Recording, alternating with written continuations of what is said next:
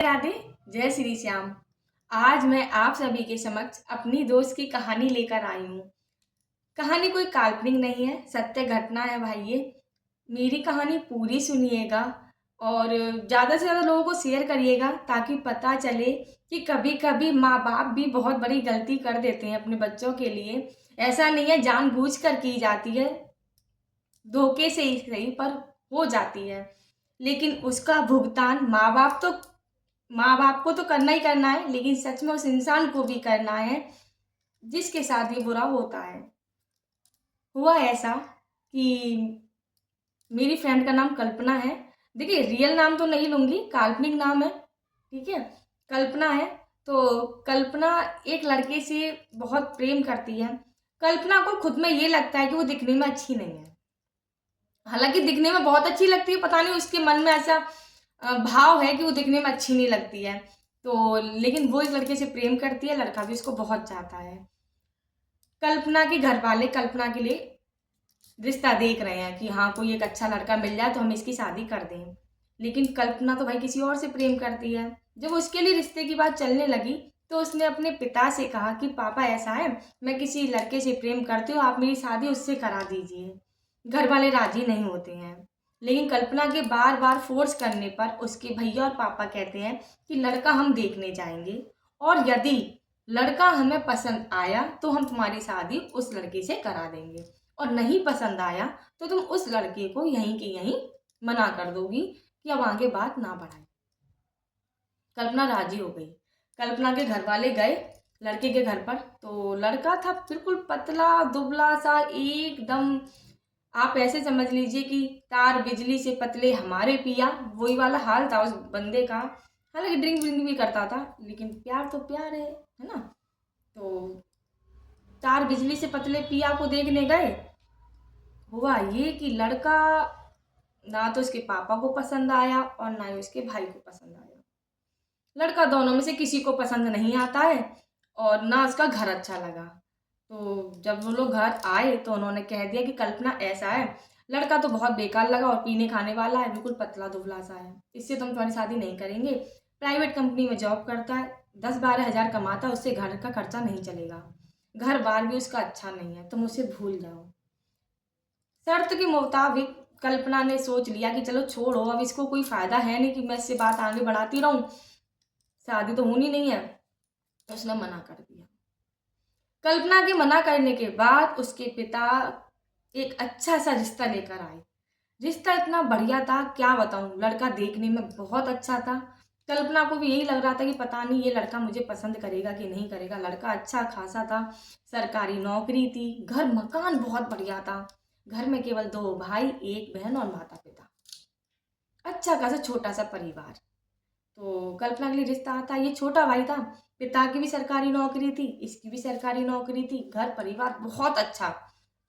रिश्ता आया तो कल्पना को देखा, कल्पना ने लड़के को देखा, दोनों ने हाँ कर दी।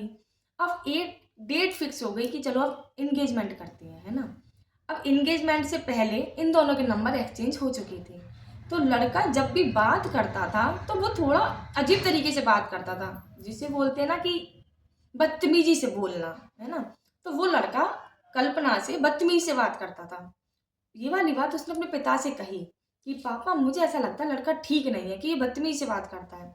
उसके पिता ने कहा कि तू अभी भी उसी के प्यार में पागल है, तू क्या चाह रही है, ये रास्ता मैं ठुकरा दूं? कि मैं ऐसा नहीं करूंगा, तेरी शादी इसी लड़के से होगी, लड़का अच्छा है। कभी कभी किसी की टोन ही ऐसी होती है।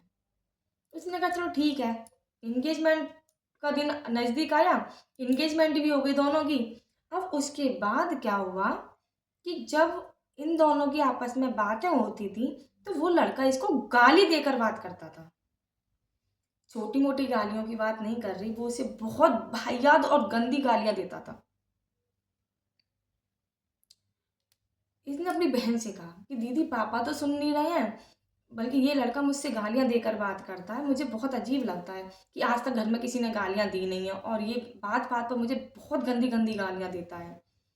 तो उसकी बहन ने कहा कि ऐसा है कि तू अभी भी उस लड़के को चाहती है, इसलिए तुझे बुरा लगता है। किसी किसी की आदत होती है गाली देकर बात करना, कोई बात नहीं है, धीरे धीरे सब सही हो जाएगा, क्या है, शादी के बाद ही कितना अच्छा है, लड़का इतना सुंदर है दिखने में, घर मकान इतना बढ़िया है, तुझे दिक्कत क्या है। कल्पना ने भी कह दिया ठीक है, अब हो सकता है कि गलती मेरी ही हो, लड़का तो सही है, सरकारी नौकरी का, शादी के बाद सब कुछ सही हो जाता है। कल्पना की शादी उस लड़के से हो जाती है। जिस दिन कल्पना का गृह प्रवेश था, उसी दिन उसका मोबाइल फ़ोन ले लिया जाता है, बल्कि वो फ़ोन पर बात नहीं कर सकती। अब उसने कहा कि मुझे मेरी माँ से बात करनी है, तो उसकी सास ने ज़रा सी देर के लिए उसका फ़ोन दे दिया, ठीक है ना। उस समय कल्पना रूम में अकेली थी, तो वो अपनी मम्मी से बात कर रही थी। उसका हस्बैंड आता है। भाई मैं ये आपको फर्स्ट डे की बात बता रही हूँ कि उसका हस्बैंड आता है और सीधे उसके गाल पर थप्पड़ मार कर कहता है किससे बात कर रही थी। उसने कहा मैं अपनी मम्मी से बात कर रही थी। तो कहता है तेरे यार कितने हैं। इतनी गंदी टोन थी उसकी। उसने कहा नंबर चेक कर लो, मैं अपनी माँ से बात कर रही हूँ। उसने उसको बहुत मारा फर्स्ट डे। मारने के बाद भाई मैं क्या बताऊँ मैं। अब फ़ोन उसके पास है नहीं, अपने माँ बाप से भी कुछ नहीं कह सकती है। बात यहीं ख़त्म नहीं हो रही थी। ये तो खाली पहला ही दिन था। दूसरे दिन वो अपना उठी, अपना उसका जो किचन विचन वाला सिस्टम था भाई कि हाँ ठीक है, रसोई में खाना तो मैं बनाना है, तो वो रसोई में खाना बनाने चली गई रोते पीटते, ठीक है। अब वो लड़का उठा, उसको फिर मार दिया। कोई गलती नहीं, कुछ नहीं, समझ में ये नहीं आ रहा था कि वो उसको मार क्यों रहा है। वो बहुत मारता था। समय धीरे धीरे बीतता गया, तो बीतने के बाद ना ये पता चला कि कल्पना प्रेग्नेंट है ना। कुछ समय के बाद कि कल्पना प्रेग्नेंट है ना। अब उसकी जो जेठानी थी उसके बच्चे नहीं हो सकते। सुनना मेरी बात, उसकी जेठानी के बच्चे नहीं हो सकते थे, उस पर कोई बच्चा था नहीं। जब उसको ये पता चला कि कल्पना प्रेग्नेंट है, तो वो उसके ऊपर काला जादू करती थी। देखिए आप विश्वास करते हो नहीं करते हो, देखो मैं विश्वास करती हूँ नहीं करती हूँ, चलो मैं भी विश्वास नहीं करती, आप भी विश्वास मत करिए। ये तो मैं उसकी कहानी बता रही हूँ जिसने ये सब झेला है, जिसके साथ ये हुआ है। सोचो उसने कैसे झेला होगा, है ना। अब वो किचन में खड़ी है, तो उसने कहा कि दीदी क्या बनाना है खाने में, तो उसकी जेठानी उसके सामने खड़ी है। उसने बताया जैसा कि उसकी जेठानी उसके सामने खड़ी है और दीदी कैसे कर रही है। तो उसने कहा कि दीदी क्या कर रही हो। वो अपना मुंह चलाए जा रही है, वो अपना पूछ रही है कि दीदी क्या कर रही हो, दीदी क्या कर रही हो, दीदी क्या कर रही हो। पता नहीं उस कल्पना को भी क्या हो गया कि वो कह रही कि मैं चुपचाप खड़ी हो गई, और वो मेरे मेरे को देखे जा रही है, मुझे उसे देख रही हूँ, बल्कि समझ ही नहीं आ रहा था हो क्या रहा था। थोड़ी देर बाद जैसे ही वो गई, कल्पना भी अपने रूम में आ गई। थोड़ी देर बाद कल्पना जब होश में आई, बल्कि वो एकदम से ऐसी हो चुकी थी जैसे इसको किसी ने हिप्नोटाइज कर दिया हो। जब वो रूम के अंदर आई, थोड़ी देर बाद जब उसे होश आया कि ये था क्या। घर में ऐसा केवल उसकी जेठानी नहीं, उसकी सास ससुर ननद, क्योंकि उसकी ननद यहीं रहती थी, उन्होंने अपने ससुराल पक्ष को छोड़कर मायके में आके रहने लगी थी, तो सब लोग यही काम करते थे। एकदम काला जादू। एक दिन की बात है, कल्पना का मिठाई खाने का मन था, तो फोन पर कभी कभी ये लोग बात करा दिया करते थे ताकि उसके घर वालों को ये ना लगे कि बात नहीं कराते हैं। तो कल्पना ने कहा कि मुझे मेरी माँ से बात करनी है, तो फोन दे दिया गया था कल्पना को उसका। अब कल्पना ने फोन पर ये कहा कि मम्मी मेरा मिठाई खाने का बहुत मन है, भैया से भेजकर मिठाई मंगवा दो मेरे लिए, कि लगता है कि हाँ मीठा चाहिए अब मुझे, कि हाँ भाई मन करता है बहुत। कल्पना की माँ ने कल्पना की सास से ये वाली बात कह दी। कल्पना की सास ने सुना कि उनकी बहू को मिठाई चाहिए, उस मिठाई उसने हमसे ना मांगकर अपनी माँ से मांगी है। उन्होंने ये वाली बात कल्पना से ना कहकर उसके हस्बैंड से कह डाली। उसके हस्बैंड आया, उसको पहले तो मारा कि तूने ये वाली बात अपनी माँ से क्यों कही है कि तुझे हम मिठाई नहीं देते हैं, तुझे मिठाई खानी है। उसकी सास ने मारा, उसके पति ने मारा कि तूने ये वाली बात अपनी माँ से क्यों कही है कि तुझे मिठाई खानी थी? जब तुझे मिठाई खानी थी तो तू हमसे कहती, तूने फ़ोन पर क्यों कहा? उसने फ़ोन पर इसलिए कहा था क्योंकि वो अपने भाई को बुलाना चाहती थी और अपने घर जाना चाहती थी। अब सबने मिलकर उसे मारा, पीटा, किसी को ये नहीं लग रहा है कि हाँ, ये प्रेग्नेंट है, इसके पेट में उन्हीं के घर का ही बच्चा है, कोई फ़र्क नहीं पड़ रहा, वो लोग उसको मार रहे हैं। उसका शरीर इस कदर आदी हो चुका था कि उसके ऊपर पिटाई का कोई असर होता ही नहीं था। कोई उसे कितना भी मारता रहे, पीटता रहे, उस पर असर होना बंद ही हो गया था। उसका शरीर ऐसा हो चुका था कि आओ मार लो, कुछ नहीं फ़र्क पड़ रहा है। जब उसने ये बातें बताई ना तो हम लोगों के तो रोंगटे खड़े हो चुके थे, आँखों से आँसू निकल रहे थे, क्योंकि भाई उसने बहुत झेला है ना? तो एक दिन की बात है, घर पर कोई था नहीं, कोई भी नहीं था, बस उसके ससुर थे और वो थी, और कोई घर पर था नहीं। जब घर पर कोई नहीं था तो पास में ही तेजाब की बोतल रखी हुई थी। कल्पना लेटे लेटे उस तेजाब की बोतल को देखे जा रही थी। कल्पना के मन में आया, क्यों ना इस जीवन को यहीं के यहीं खत्म कर दूं, क्योंकि आने वाला जो बच्चा है उसके साथ भी यही होगा इस घर में। अपने साथ साथ इस बच्चे की भी जिंदगी खराब करने से अच्छा है कि खुद भी मर जाऊं और इस बच्चे को भी मार डालूं। कल्पना ये सोच कर बैठ गई थी, अब कुछ नहीं हो सकता है, मुझे ये जीवन यहीं के ही समाप्त कर देना चाहिए। तेजाब की बोतल को देखकर वो ऐसा सोच ही रही थी, अचानक से उठी और बल्कि उसने देखा कि घर पर कोई नहीं है, ससुर उसके सो रहे हैं। तो उसने तेजाब की बोतल उठा ली थी पीने के लिए, अपना जीवन खत्म करने के लिए उसने तेजाब की बोतल उठा ली थी। तेजाब की बोतल उठाने के बाद उसने जब सामने देखा तो मेन गेट खुला हुआ था। ऐसा पहली बार हुआ था जिस दिन मेन गेट खुला हुआ था, वरना मेन गेट का ताला हर समय लगा ही रहता था। उसने मेन गेट खोला, देखा कि कोई नहीं है, ससुर सो रहे हैं, और वो चुपचाप से भाग गई। उस समय रात के 5 या 6 बजे का टाइम था। वो भाग गई थी घर से क्योंकि इतना अत्याचार उसने सह लिया था कि अब उसके शरीर में भी ताकत नहीं बची थी, बस एक ही ताकत बची थी कि इस जीवन को खत्म कर दिया जाए, क्योंकि इसको झेलने से अच्छा खत्म करना ही है। भागने के बाद वो एक ढाबे पर पहुंची जहां उसे बहुत तेज भूख लगी थी। तो उसने कहा कि भैया ऐसा है कि आप मुझे खाना खिला दीजिए, मेरे पास पैसे तो नहीं है लेकिन मैं अपने पापा से कहकर पेटीएम करवा दूंगी। तो उन्होंने कहा कि बेटा तुम खाना खा लो, कोई बात नहीं। उसने खाना खाया, फ़ोन पर अपने पिता से बात कही और कह दिया कि पापा मैं घर से भाग आई हूँ, ऐसे ऐसे आप मुझे ले जाइए, मैं इस जगह पर हूँ। उस जगह बिल्कुल सुनसान था, केवल एक ढाबा था और पत्थर रखे हुए थे बहुत सारे, बहुत सारे पत्थर रखे हुए थे। किसी का काम वाम होता होगा तो पत्थरों की लाइन लगी हुई थी। जंगल था, पूरा जंगल जंगल, राजस्थान की बात है ये, पूरा जंगल था। तो वो उस जंगल में पत्थरों के ऊपर सो गई। पहली बार उसे ऐसा लगा कि उसने चैन की नींद ली है। पूरी रात वो बिना डरे सोती रही, उसे किसी का डर ही नहीं था, किसी का खौफ नहीं था, क्योंकि वो उसने जो डरावना मंजर देख रखा था ना, उसके आगे तो कुछ भी नहीं था।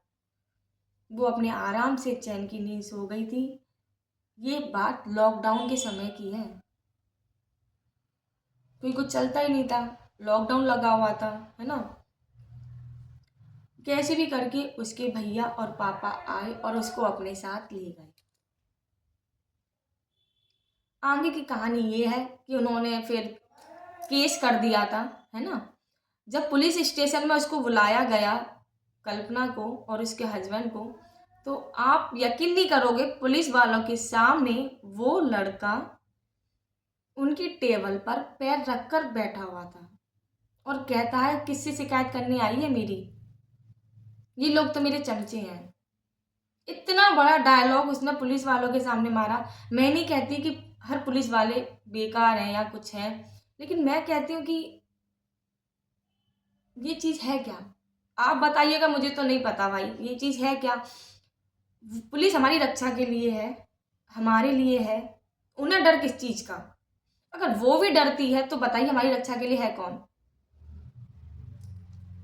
उसने पुलिस वालों से कहा, तो वो तो देखकर दंग रह गई, कह रही थी मैं तो देखकर इतना दंग रह गई कि पुलिस वालों के सामने उनकी टेबल पर पैर रखकर बैठा हुआ है, कोई कुछ नहीं कह रहा, कह रहा कि कह ले ये लोग तो मेरा कुछ नहीं बिगाड़ सकते, चल घर चलते हैं।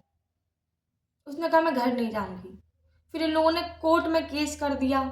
अब कोर्ट में केस करने के बाद तो नतीजा ये निकला कि तारीख पर तारीख, तारीख पर तारीख, तारीख पर तारीख, कोई रिजल्ट ही नहीं निकल रहा है। उस बंदे को बुलाया जाता है, वो कोर्ट में ऐसे पेश आता है, कितना अच्छा बंदा है, पता है कैसे बोलता है, बहन जी क्या बिगाड़ा है मैंने तेरा, साइको है। आपको लगता है ना, मुझे भी लगता है साइको ही है। वो खुद कह रही है कि मुझसे बहन जी कहता है, कोर्ट में आता है कहता है बहन जी घर चलो। ईश्वर ना करे ऐसा भाई भी किसी को मिले, मैं तो चाहूंगी ऐसा भाई भी किसी को ना दे भगवान। ऐसी माँ की कोख से कोई बेटा जन्म ना ले। राक्षस से भी बढ़कर है भाई वो तो। कल्पना की जिंदगी इतनी बर्बाद हो चुकी है कि कुछ कहा नहीं जा सकता भाई, बहुत बर्बाद है उसकी लाइफ, क्योंकि उसके पापा का सब कुछ उसका केस लड़ने में चला गया। सब कुछ चला गया उसका केस लड़ने में भाई। उसके पिता बहुत दुखी हैं। और हाँ एक बात और, देखो तंत्र विद्या पर कोई विश्वास नहीं करता। मैं भी देखो पढ़ी लिखी भाई, मैं भी नहीं मानती, लेकिन कभी कभी मानना पड़ जाता है, क्योंकि जब कोई सामने से अपनी बात कहता है तो उसको झुटलाया भी नहीं जा सकता। कल्पना कहती है कि वो मुझे दीदी बोलती है। कल्पना कहती है दीदी मेरे साथ इतना काला जादू होता है, इतना काला जादू कि मैं आपको क्या बताऊं। नोएडा में एक बार वो सो रही थी, क्योंकि उसने जॉब ज्वाइन कर लिया, क्या करे आदमी घर बैठे बैठे सारा दिन वही बातें चलती रहती हैं, तो उसने जॉब ज्वाइन कर ली है। तो कह रही दीदी मैं सो रही थी तो मेरे कानों में ईयरिंग और नाक में नोज पिन थी, आराम से सो रही थी। जब मैं सुबह उठी तो ना तो मेरे कानों में ईयरिंग ना मेरे नाक में नोज पिन, कुछ भी नहीं था।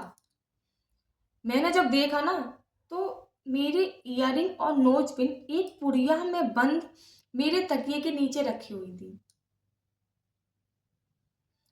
ऐसे हादसे केवल एक यही हादसा नहीं है, उसके साथ पता नहीं कितने हादसे होते हैं ऐसे। तेरी कोई काला जादू ही है। वो सो रही है, ऐसा लगता है बगल में कोई सो रहा है।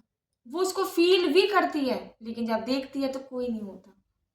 ऐसा केवल उसके साथ ही नहीं, उसके पिता के साथ, माँ के साथ, सबके साथ होता है। जिस दिन से वो आई है ना ससुराल से लौटने के बाद, उसके साथ यही सब होता है।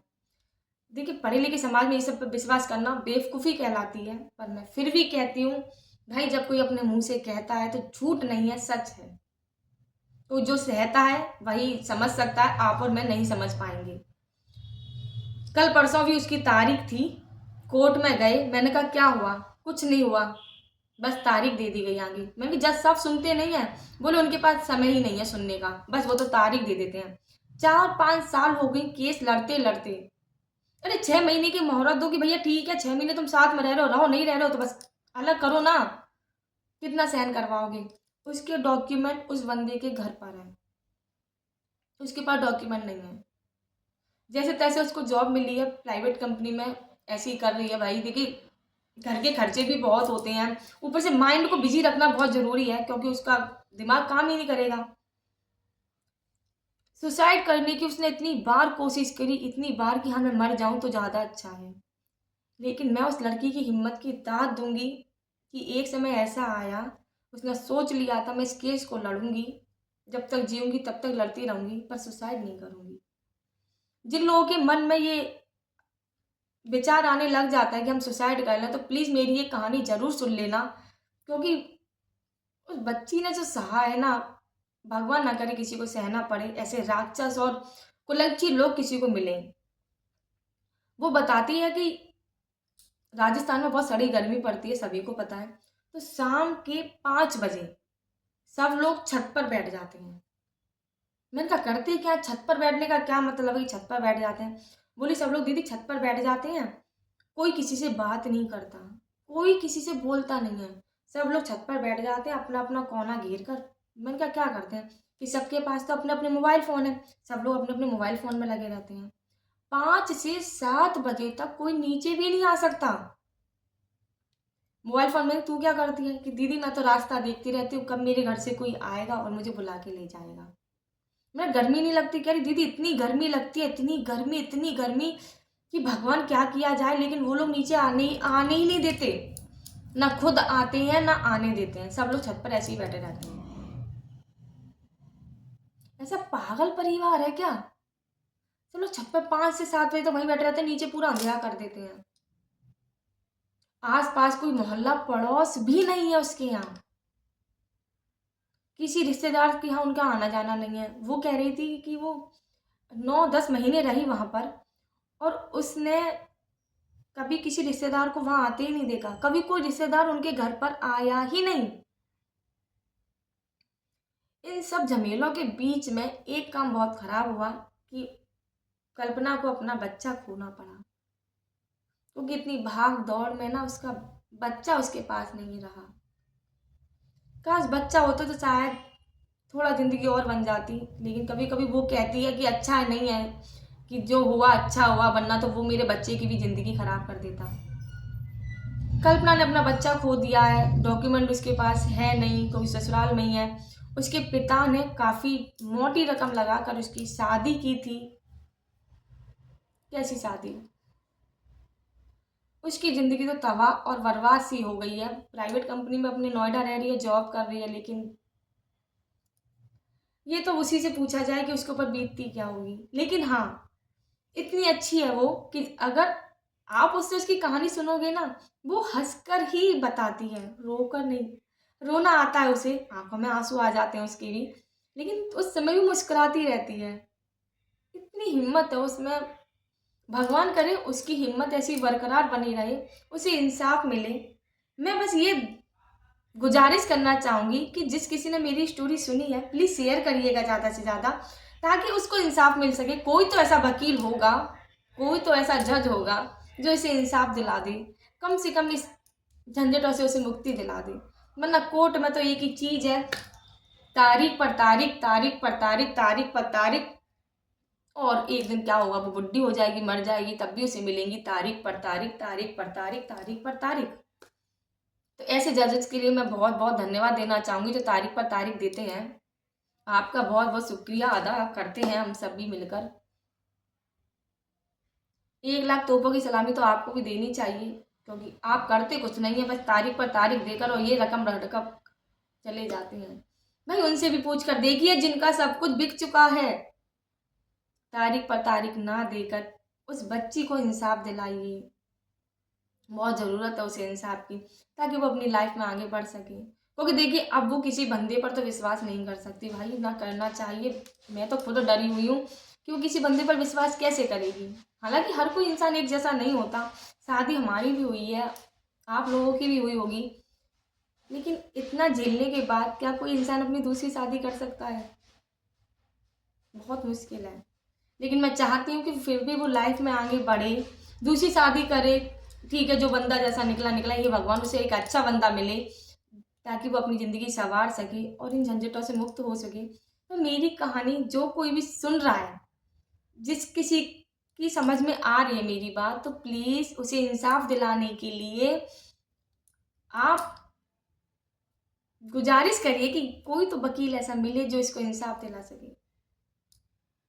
वरना पुलिस वाले भी भाई कुछ नहीं है उसके सामने। इतनी पावर है उस बंदे में, वो कहते ऐसा करके बात करता है कि क्या बताऊं। कोर्ट में सबके सामने कहता है गलती क्या है मेरी, चल रही है कि नहीं चल रही है, हाथ पकड़ के खींच ले जाता है। पता नहीं कोर्ट में भी से कोई डर नहीं है। मैं तो होती तो सच बता रही हूँ, पैर की जूती उतार कर उसके सर में इतनी देती कि सर में एक बाल ना रहता। बहुत सीधी बच्ची है वो, देखिए क्या बताऊँ, उसने तो भाई पता नहीं किस तरीके से झेला होगा। बहुत मुश्किल है ये सब झेल पाना, उसने झेला, उसमें बहुत हिम्मत है। मैं उसकी हिम्मत की दाद देती हूँ। पता नहीं हमारे देश में कितनी ऐसी महिलाएं हैं जो ये सब झेलती होंगी। बहुत